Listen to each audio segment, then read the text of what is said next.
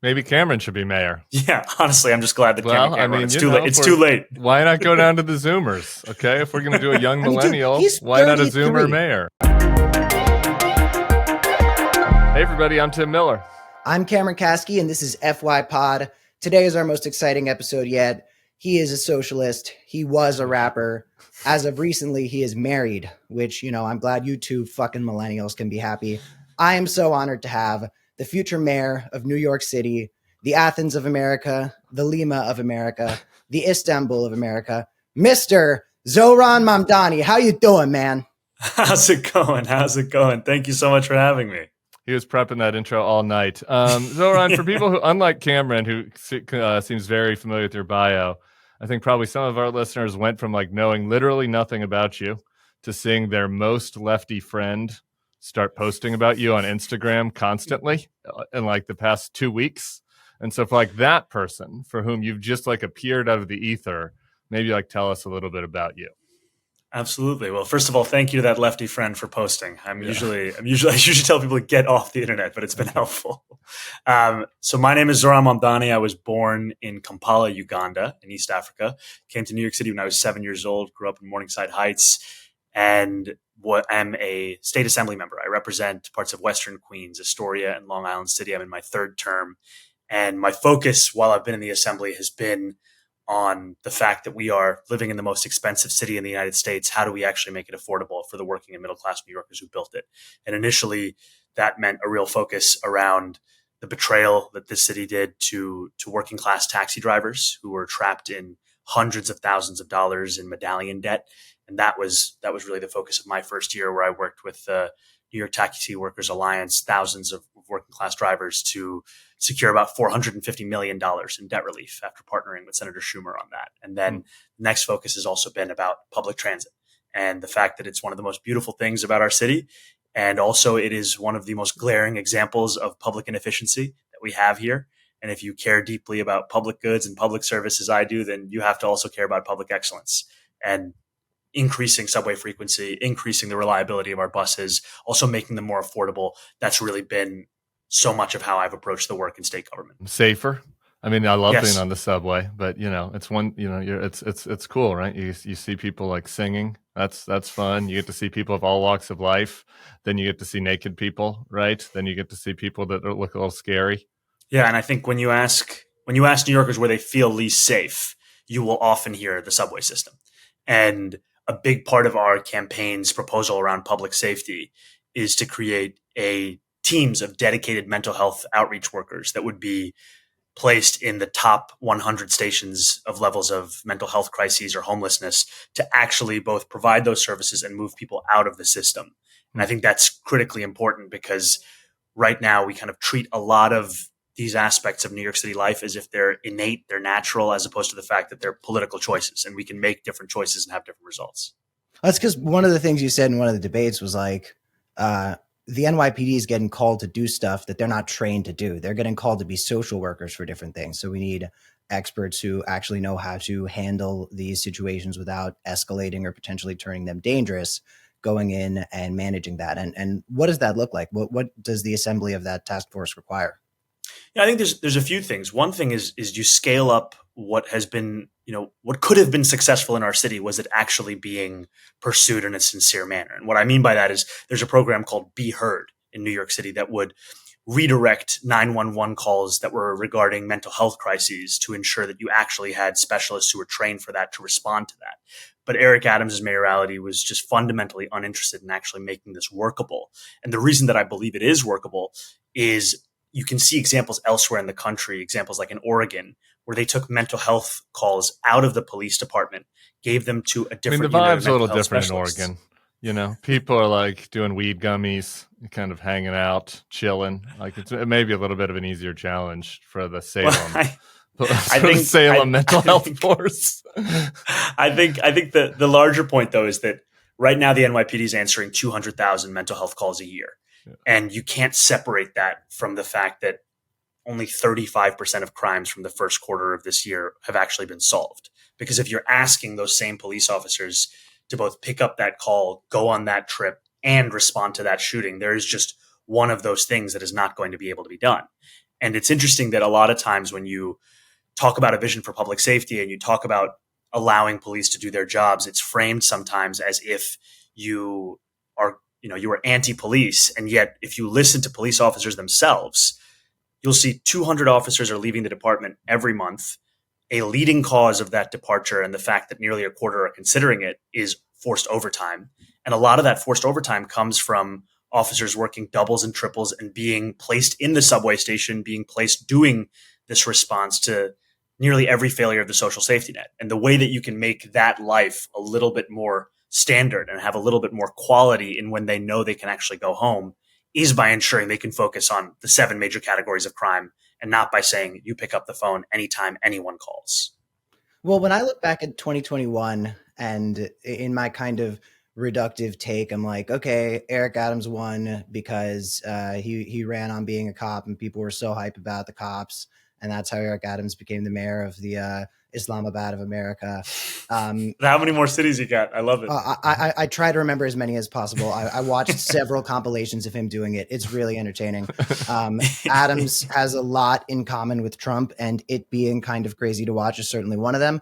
But, when you look back at that and everybody in New York City's response to defund the police style messaging and just how different progressive candidates were putting together messaging about, there being a difference between defunding the police and not giving them unlimited budgets to make subway robots. I feel like it's sort of been hard to get the messaging straight there. So I guess while you're talking to the Bulwark audience of the moderate lib types that normally don't like me in the comments, what is your message in terms of, hey, I'm not here to defund the police. We're just working to make the city safer and innovate. I think you've said it pretty clearly, right? This campaign is maybe Cameron should be mayor. Yeah, honestly, I'm just glad that Cameron can't run. It's too late. It's too late. Why not go down to the Zoomers? Okay, if we're going to do a young millennial, why not a Zoomer mayor? Zoran, Zoran is 33, and I'm like one step removed from being a fucking child. And I saw your age, and I was like, wow, I have hope for this next generation. Yeah, ish. And you're married. I'm not going to be married at fucking 33. You might be. There's hope. You might be in a polycule. We just gotta get define the police. I think he was asking you about. Right? Yes. Somehow we got to polycules. Yeah. I think what I've been very clear with New Yorkers about is that, in fact, when Eric Adams was running in 2021, of all people, he said New Yorkers need not choose between safety and justice, and he's shown himself unable to deliver on the former, uninterested in delivering on the latter. And what our campaign is focused on is actually that public safety. And that means not defunding the police. That means sustaining the headcount of the police department. It also means having the police be able to actually respond to those major categories of crime, whether we're talking about shootings or murders or grand larceny. When we're seeing CompStat lay those out, we also have to ask ourselves, how do we ensure that we're solving more of those crimes? Because part of the diminishing faith in local government is not just whether or not crime goes up, it's whether or not the actual closing of those cases is also going up. And I think that it's interesting in that when you speak to New Yorkers, you will hear there is an understanding that so much of what we're asking police officers to do is something that goes against actually wanting to deliver public safety. And if we were to hire those who are actually trained to do the work that we're asking them to do, that allows everyone to do their jobs. And that actually creates a safer city, especially in the place where, when we're talking, about the subway system, it's not always categorized in statistics. It's also in feeling and the experience of going through that system and the real sense of vacancy that's permeating that system, whether it's the 75% of commercial units that are vacant in the subway system, or it's the fact that oftentimes you feel that you are alone on that subway platform waiting for that train that's taking too long. Just having a more visible presence of the city looking out for you can make all the difference in how you actually go through that. What about James Murphy's plan to make the sounds better on the turnstiles? Did you ever hear about that one? We're gonna we're gonna have vibier sounds. Okay, just something to think about. Can you give me some more? Do you know James Murphy? You're a young millennial. You know James Murphy, the LCD sound system. That ring a bell? Okay. Okay. The LCD sound system does ring a bell. Yes. Yeah. All right. Well, he's a New Yorker, and he had proposed that that you bring a little bit better aesthetic to the subways, but like when you're going through the turnstiles, like it'd have a vibey sound. That was That was the proposal. I'm not going to pin you down on that right now. No. Something to think about. I appreciate that. Something to think about if you get in there. You might have got a sense for the vibe at this point already. Cam is standing you, and is on the imaginary ranked choice ballot. He's putting you number one. I'm skeptical. As a former Republican, neo-lib, moderate chill. So we've got like this little kind of good twink, bad twink routine going. And so and the full Abrahamic coalition right now. We're really firing on all cylinders. Come on. Doing it. So here's what I want to give you the chance to do before I give you a little shit. Right now, I live in New Orleans, so this isn't a real vote, but I've got a top 4 on my imaginary ballot. You and Creepy Andrew are not on it. Okay. But you have a chance to get 5th. You have a chance to get 5th, which could be pretty important in a ranked choice voting system. So I want you to make the case to capitalist, moderate, neo-libs to rank you 5th. Well, I appreciate the opportunity. What I would say is that one thing that many of us have in common is that we care deeply about this city. And I think it serves no one that it is the most expensive city in the United States of America. It doesn't serve a business owner. It doesn't serve a worker. It doesn't serve someone who's just passionate about the future of this place. And we've seen that while income inequality has gone down across the country, it's actually increased in New York City. And the campaign's focus on affordability, it's a focus that is also about ensuring that this city continues to grow. Because what we've seen is while we're at 8.5 million people and we're seeing a slight uptick in our population, we have lost hundreds of thousands of people just over the Mayor Adams mayoralty. And we've lost them to neighboring states, some of which would also be considered high tax states like New Jersey. We've lost them to Connecticut. We've lost them to Pennsylvania. And that's also a loss for our tax base. It's also on a national level, a loss in the ability for us to continue to have the congressional representation we should have. And ultimately, what this campaign is about delivering is a city that working and middle-class people can afford. And in making it so, it's also a place where businesses and even the wealthy can have a better life. Because so often the question of whether or not wealthy New Yorkers stay in this city is framed as if it's entirely contingent upon tax policy. But if you look at studies by the Fiscal Policy Institute, you find that the top 1% of New Yorkers leave at 1/4 the rate of other income categories due to that tax policy. Ultimately, what it is quality of life. And I think too often we've allowed words like quality of life, like efficiency, fraud, waste to almost become coded as if they are right-wing concerns, when in fact they should be left-wing concerns. Because if you care about public service, if you care about public goods, you have to have public excellence, because any example of public inefficiency is then used as a justification to not have the public sector at all. That's why I started with the MTA in the state assembly, because that's the most frequent example for New Yorkers of how government is not delivering on what was promised. And what I would... You said in the debate, and I didn't know about this, that Cuomo had stolen like hundreds of millions of dollars from the MTA. What went down with that? This is a former governor who spent many years pretending that the MTA wasn't even a state authority and just completely absolving himself of any responsibility. And the cuts that he made to the MTA were cuts both in regular funding, but also there was a moment where a number of upstate ski resorts had a bad winter. He took money from the MTA to subsidize those ski resorts. That's the extent to which this man defunded mass transit in New York City. And my point that I would make is that, one of the first times I worked with the partnership of the city of New York, which is the organization that represents businesses across New York City, was when we both came together to fight for better subway service. And I think that's the point I would make to you and to, as you described it, a capitalist audience, is that so many of the things that I'm fighting for, they are things that actually benefit everyone. I mean, if you're a business and you're thinking about the loss of productivity because of the amount of time spent in traffic or spent in delays or spent just waiting, that's time that can be returned back to you if someone is able to actually get to work quicker. And I think this is also a place where I really find a lot of the conversation around abundance to be quite compelling, is that there are a lot of regulations and rules and even fees and fines that we do not have a justification for any longer. Right. And if there is no justification, then it should not exist. If there is a justification, then we should continue with it. And I think I look at an example of barbershops in New York City.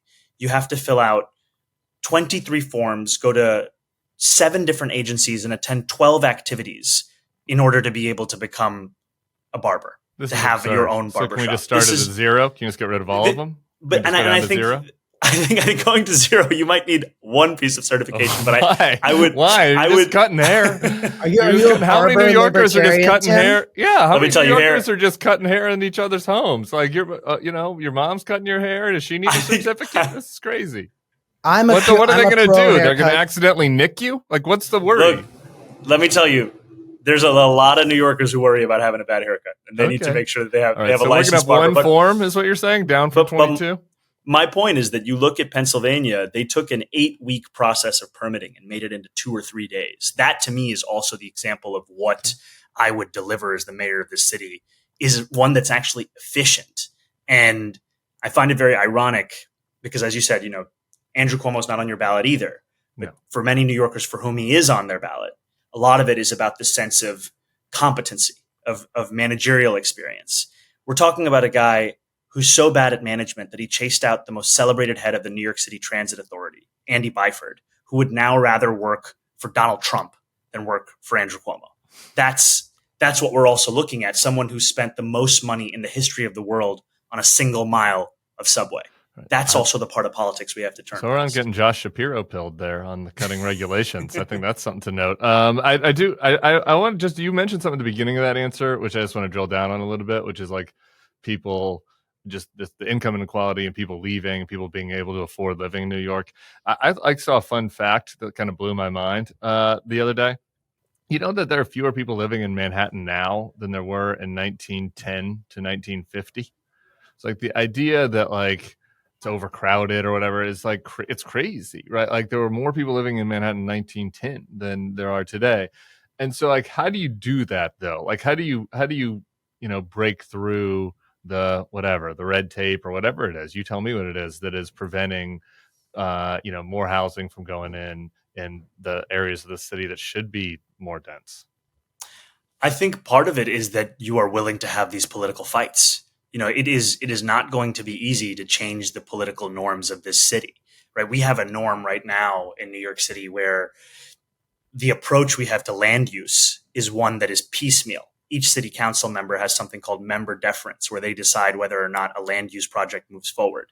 That's a kind of system that does not allow for a citywide approach to increasing housing production.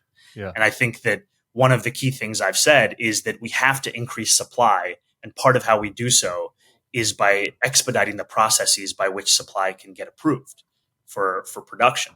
And part of that is a citywide comprehensive approach. And another part of it is a commitment that if you align with the administration's goals, whether it be affordability goals or labor goals, then you are fast-tracked. Because what we're seeing right now is you have many projects that general consensus would say this should move forward. This is housing for low-income seniors. And even that project is waiting for 7, 8, 9 years. And as we know, time is money. And it's not just the money that you spend on constructing, it's the money you spend on waiting and going through that process. I think the other thing I would say is, one of the more significant zoning changes that has happened in New York City is City of Yes, which is something that happened under Mayor Adams' administration. And that was something that was primarily driven by his deputy mayors, by his planning commissioner. He wasn't in those rooms making that case because he was too busy facing the first federal indictment of a New York City mayor in modern history. And he was almost entirely removed. And I think that we see the possibility of what could happen without the presence of a mayor. What if you had a mayor who was making that case all the time? Because I agreed with that plan. And I think it needed to go further in eliminating the requirements to build parking and increasing density around mass transit hubs and even in upzoning wealthier neighborhoods that have historically not contributed to affordable housing production. And I think that there is another issue at hand here, which is that, I talk a lot about how the election is part of a larger conversation about the Democratic Party, how it's part of a larger conversation of whether Republican billionaires can buy another race as they're, sending $1 million a day into Andrew Cuomo's super PAC. But there's also a different conversation in that, New York City, for example, the MTA makes up 40% of all public transit trips in the United States of America. If we get something right here, it can be a model for what could happen across this country.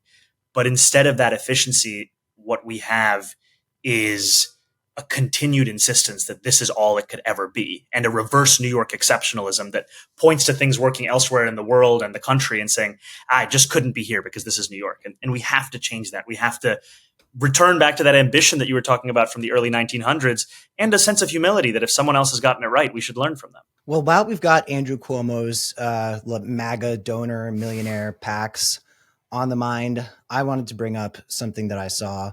So look, Cuomo still has you beat, and he's still way ahead of you in sexual misconduct allegations and falsely reported senior citizen home deaths. And I don't think you're going to be able to. Well, that's true about everybody in the race. Okay. All right. Like, he's also way ahead of Zellner, Myrie on those topics. Okay? You're not going to be able to catch up with him on that. And, but according to Politico recently, you were ahead in a poll. And I was like, if you had told me 4 months ago that a Muslim man in New York City who is running as a socialist and is being critical of our great friends over in the state of Israel was slaying this hard, I would have been like, well, that's not going to happen. That's impossible. And now I've got friends of mine who are very pro-Israel and who give me a lot of shit about some of my takes.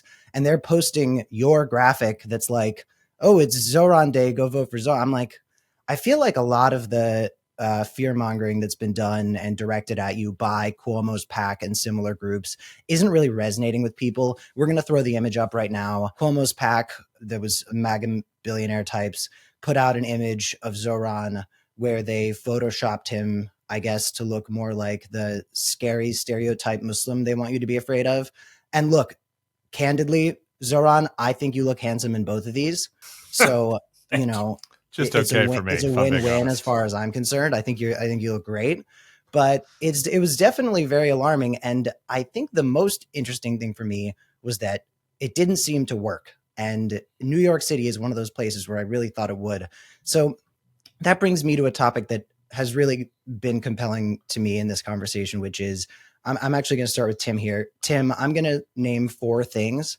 And I want you to tell me if you can tell what binds them all together. You ready? Okay, great. Donald Trump, Andrew Cuomo, Prime Minister Modi's Hindu nationalist efforts. Oh, man. And my AP US history teacher. Ooh, I don't want to malign your AP US history teacher about where my head's going about how that person might have treated the girls in your class. So I'll pass. The answer is Islamophobia.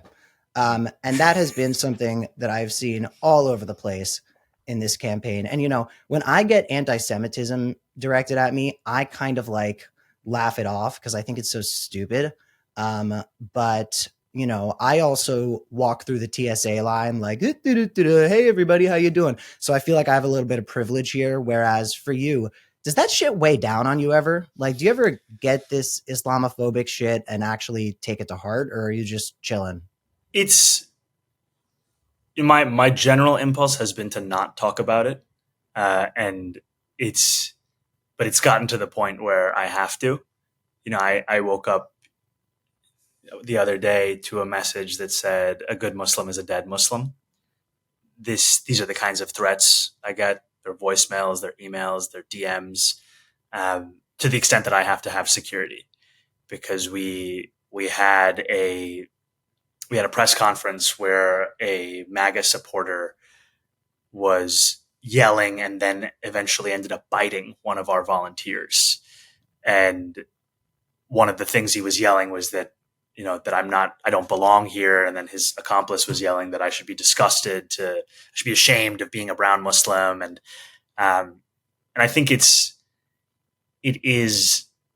sad above all other things, because it's both expected. It's very much out of the Trump playbook to paint someone as an other, but so often it's quite tempting to say that these are solely Republican styles of politics, when what we're seeing right now is a Democratic primary where you have candidates in this race who've used language to describe me that is more fitting for a beast than a person. Language like a monster, language such as being at the gates, language as if this is the end of this city and of civilization as we know it.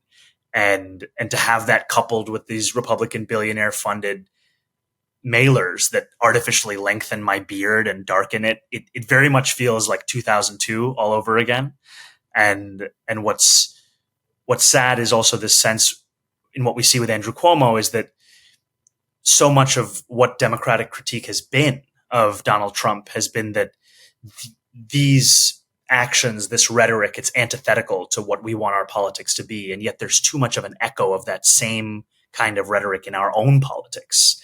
And I think it cannot be separated from Cuomo being on that debate stage and saying that he's never been to a mosque, having led this state for more than a decade. Because you don't go somewhere if you don't believe people are a part of that thing that you represent. And if you don't see Muslims as New Yorkers, then why would you visit them? And can I ask about your as a lapsed Catholic? How Muslim are we? Like, are you halal? Are you sneaking some drinks on the side? Like, where are we on the scale? There's one of the things I admire is this idea of kosher style, and I think that's where I would be with halal. Halal style. Halal style. Do you ever sneak a smoke? Do you ever sneak a cig? You ever sneak a cig, Zoran? Cigs are permissible. They are permissible. Okay. What about a shot? You gotta come. You ever shots are not permissible. Have you ever had one? But cigs, I would say you should come on Steinway for Ramadan. All right. And we'll take you 2 a.m. You'll see every uncle you can find in the world having a slim cigarette. Cigs? All right. I'm down for that. I appreciate the invite. As far as Bulwark contributors go, I am the most halal style. I don't drink. I don't do drugs. There's a Muslim thing. Here's a Muslim thing, Tim, that you should do. Okay. If you meet a woman for the first time, you greet her, you say hello, you put your hand gently on your heart. Look at this guy. You do a little nod. Look at this guy. And if they come in for the hug, then you do the hug and you accept the hug and you give it. But doing this it gives them the out if they don't want to do the hug. This started Cameron. Salam alaikum, brother. Do you have any other tips? Any other tips like that?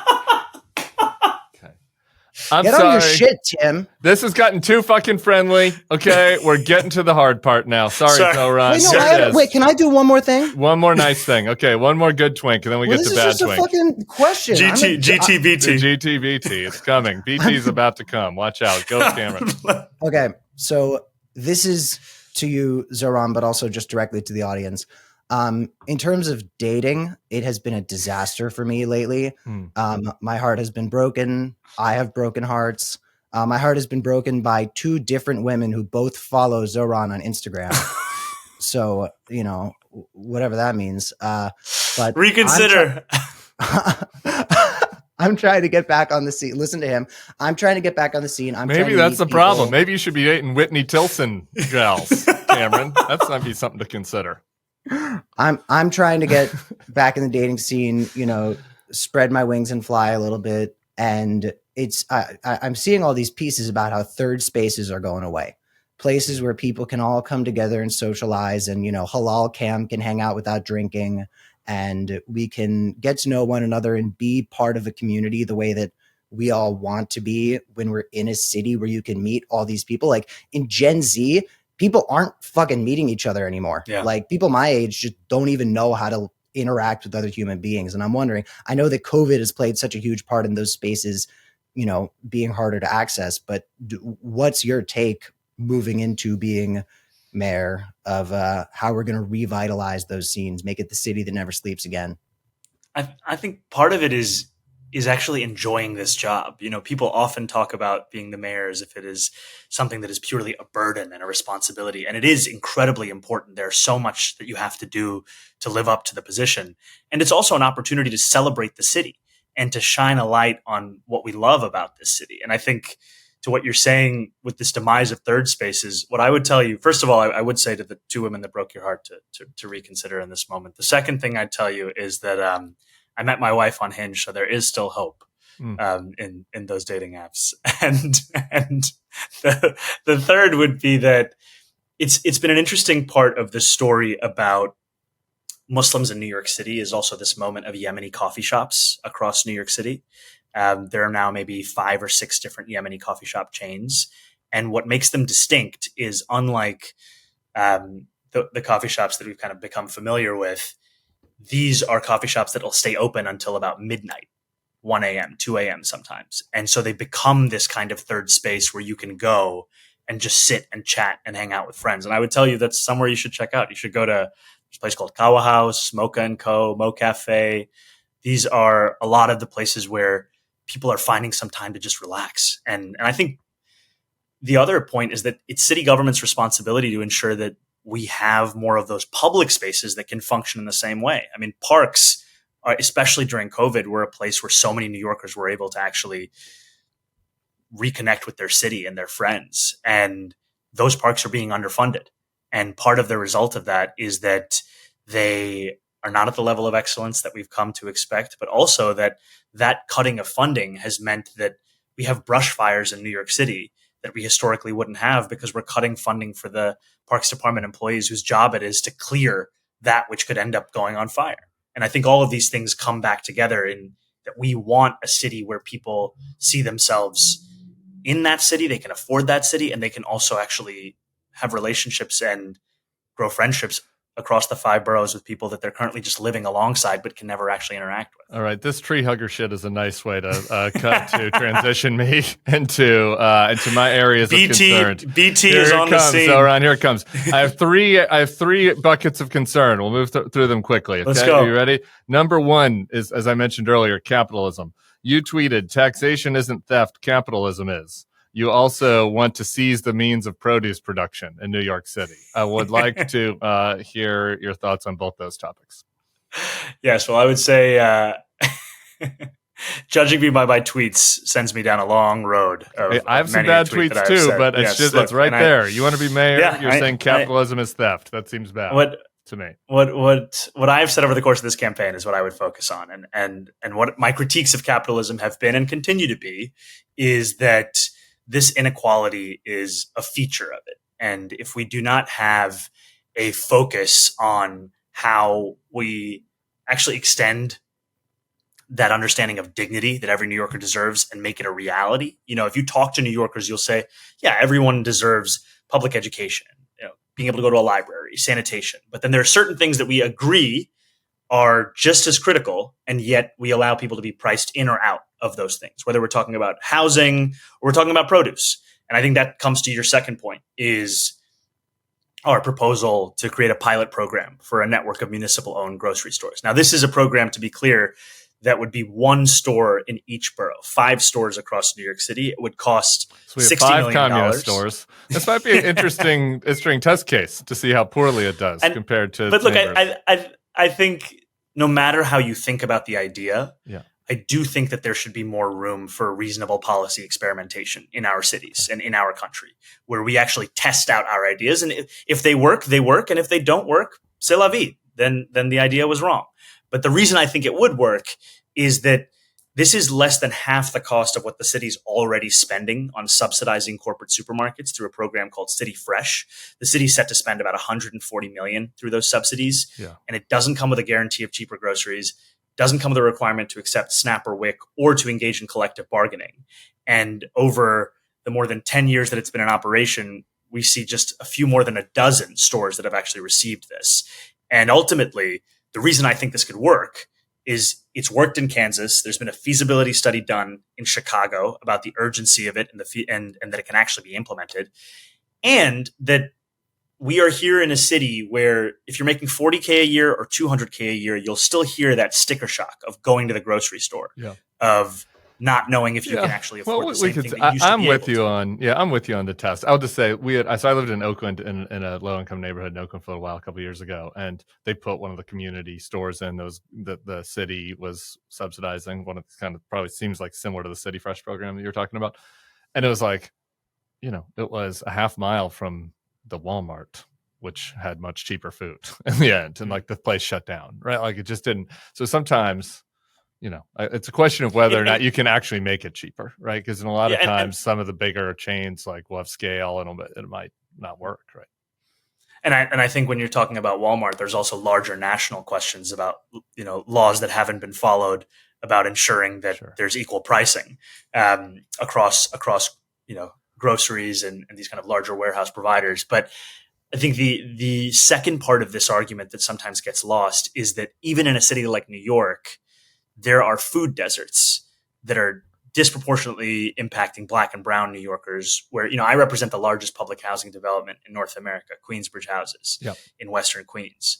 I have constituents who ask me, why can I find 5 fast food restaurants in a 5-block radius, but I can't find a place where I can afford good produce? And I think that when you're starting with 5, one in each borough, it also allows you to solve multiple problems at the same time. It's not to say that the vision here is we will not stop until there is a municipal owned grocery store in every block. It's that we're trying to solve a problem. Got it. Okay. And how do we do so? Let me go to my number 2 issue of what concerns me about you.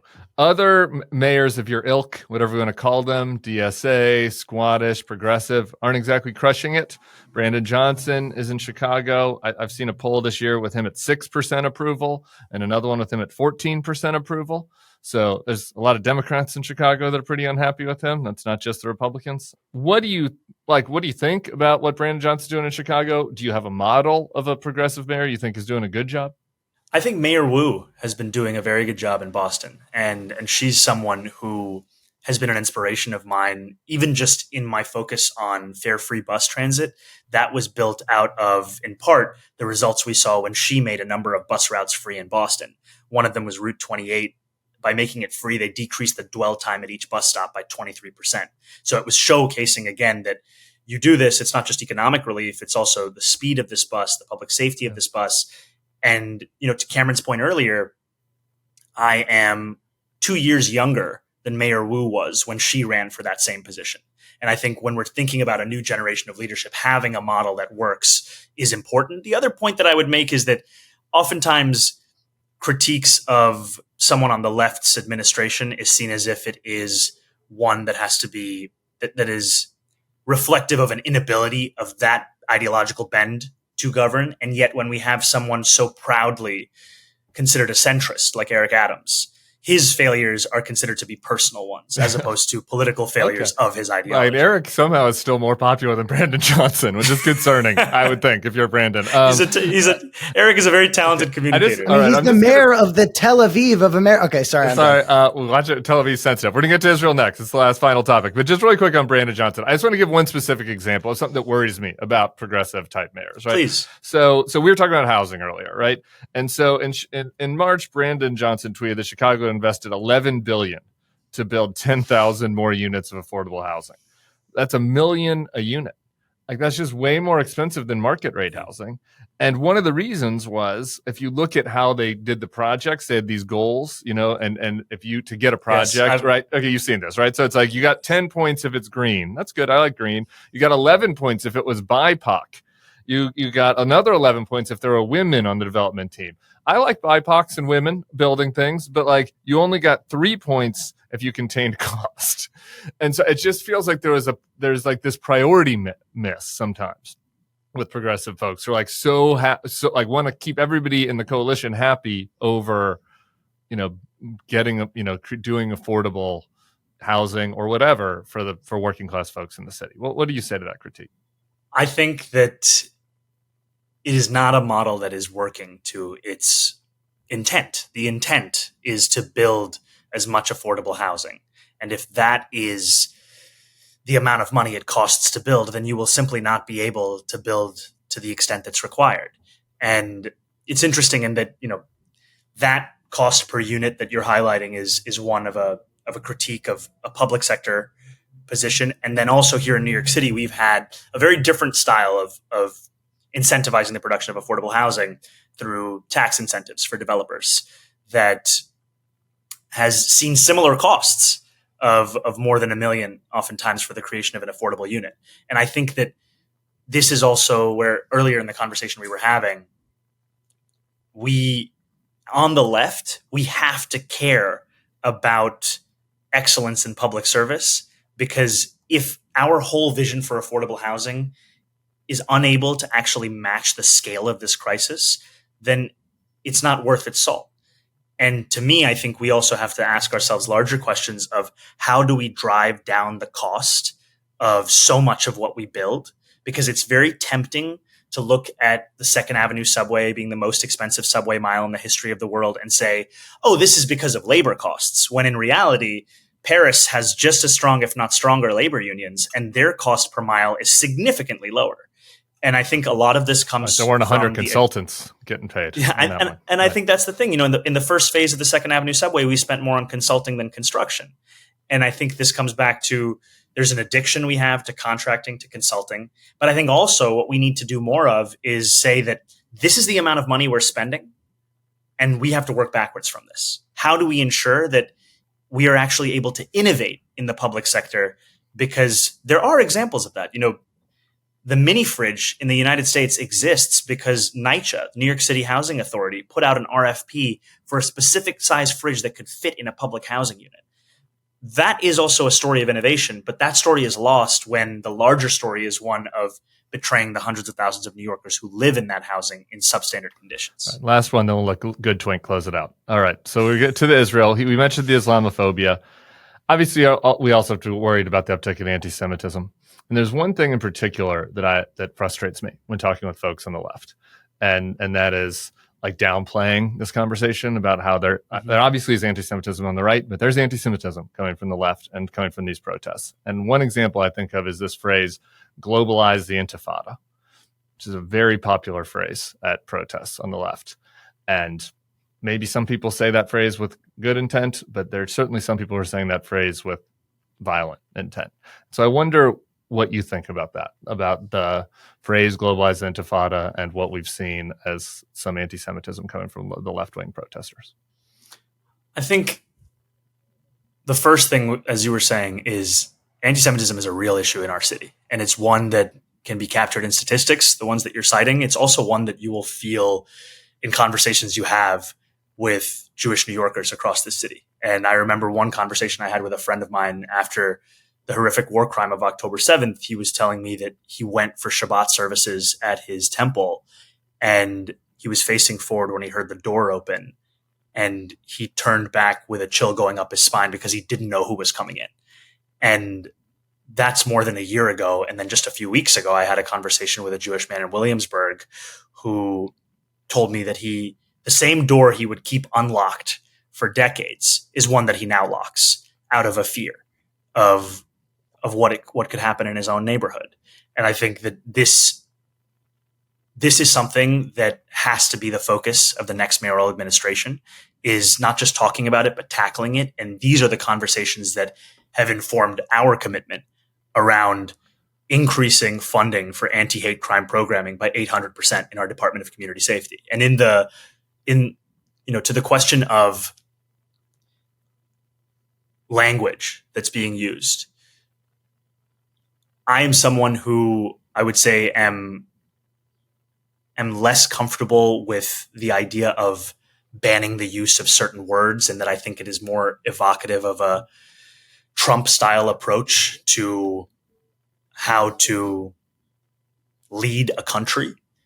And I think especially when we've seen...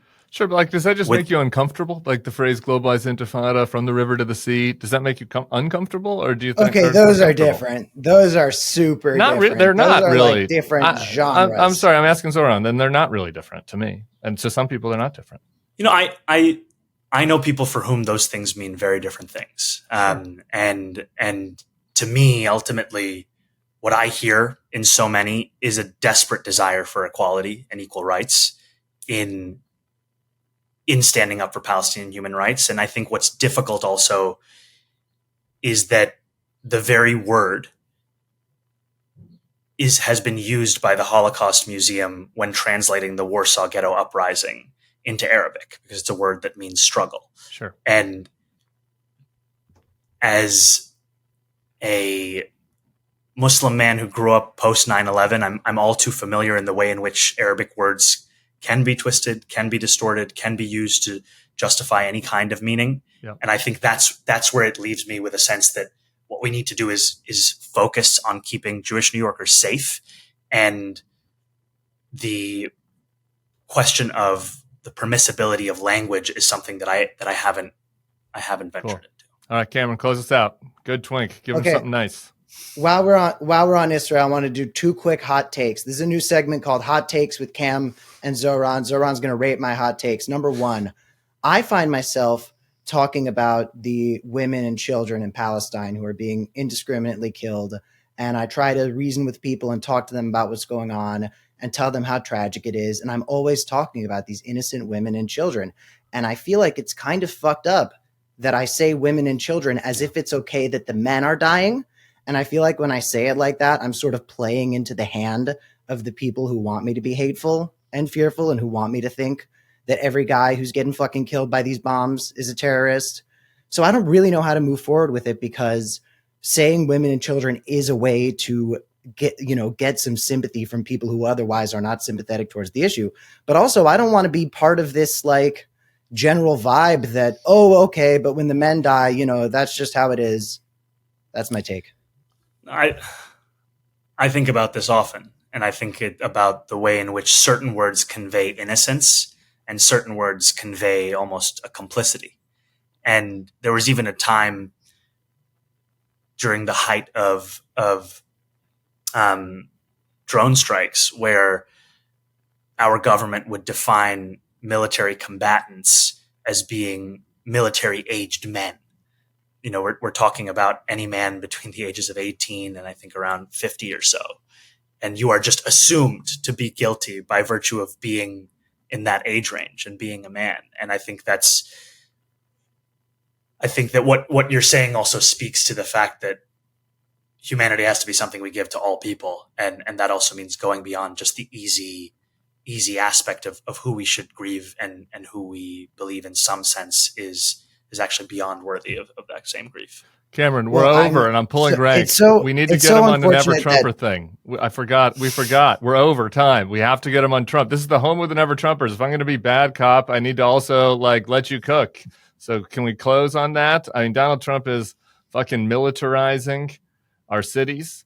He's just put out a bleat yesterday saying that he wants to send more ICE agents into New York, militarize New York. If you're mayor next year and he's trying to send the troops into New York to hassle Americans or to hassle immigrants for that matter, what are you going to do about it? I think we have to be able to call it what it is, which is authoritarianism, right? What we're seeing in Los Angeles, what we're even seeing in that military parade are endless examples of Donald Trump seeking to move beyond being a president and start to thinking of this country as if it is simply his playground. For him to embark upon his wildest fantasies about being a dictator of this nation. And part of it is being able to call it what it is. Part of it is also being able to actually stand up and fight back. And one of the things is understanding the law as something that has to be followed, not just the suggestion that Trump sees it. And that also means investing in the city's law department. We are 200 lawyers down from where we were pre-pandemic. And getting back to that level and also ensuring pay parity for those lawyers across city agencies is part of what could allow this city to do what Gavin Newsom did, right? To actually pursue legal means and legal recourse. And I think what's terrifying in this moment is we have a president for whom even that legal recourse still leaves the question of whether he follows it, right? There's a New Yorker right now who's in an ICE detention facility hundreds of miles away, Mahmoud Khalil, who no crime has actually been stated. It's been said that his detention is unlawful. He continues to be in that facility. Insane. And I think what is so terrifying in this moment is you have a Trump administration that is weaponizing the very real issue of anti-Semitism as a pretext for throwing students into prison for the crime of having written an op-ed. And that's what is so important in having a mayor who will stand up for our Constitution, stand up for our city, and will actually also start to unabashedly stand up for that which has made us safe, which is laws like sanctuary city policies, which are providing, legal representation to immigrant New Yorkers in detention proceedings. Because if we all care, as we said we did, about keeping families together, these are the legal mechanisms by which we can actually deliver that. Zoran, thank you so much for joining us. This has been a hoot. You'll have to come on soon because I want to ask you what you would do as mayor about Spider-Man, who people love, but he is a criminal. I'm also sending you this link about LCD sound system. I found it. Pitchfork. Please. If you're a millennial mayor needs to have the millennial band, like putting some music in the subways. This feels like a good priority. I appreciate it. I want to say that I equally appreciate GT and BT. This was a great time, and I would love to come back on whenever. Thanks so much, man. All right.